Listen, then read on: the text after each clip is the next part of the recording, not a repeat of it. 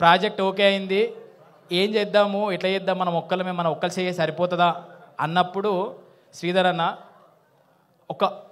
ఒక్కటే సిట్టింగ్, అన్న ఇట్లా చేద్దాం అనుకుంటున్నాము అంటే, అరే తెలంగాణ నుంచి ఏదో ఒకటి చేయాలరా మనము, ఈ స్టోరీస్ వస్తలేవు, ఏం వస్తలేవు, మీరు 8 ఏళ్ళ నుంచి అక్కడనే ఊర్లే ఉంటున్నారు, మీరు హైదరాబాద్ రావాలి, మీరు ముందు పడాలి, నీకేం కావాలో చెప్పు అంటే స్క్రిప్ట్ అంటే స్క్రిప్ట్ అవసరం లేదు, మై విలేజ్ మీద నాకు నమ్మకం ఉన్నది, మంచి కంటెంట్ చేస్తారు మీరు, చేద్దాం అని చెప్పేసి మాకు సపోర్ట్ చేసి ఉండే. థ్యాంక్ యూ శ్రీధర్ అన్న. మీ ధైర్యము ఇటు జీవాల ధైర్యంతోనే ముందడుగు వేసినాక చాలా కష్టాలు పడ్డాము.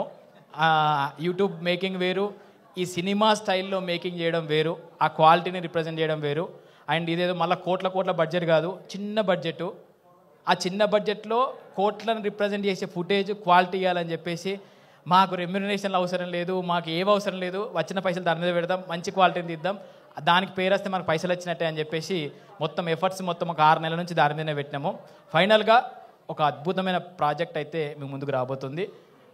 మేమైతే ఇప్పటికి చాలాసార్లు చూసినప్పుడల్లా నవ్వుతుంది, బోర్ కొట్టాలి, కానీ చూసినప్పుడల్లా నవ్వుతుంది అంటే ఖచ్చితంగా హిట్ అయినట్టే మాకు.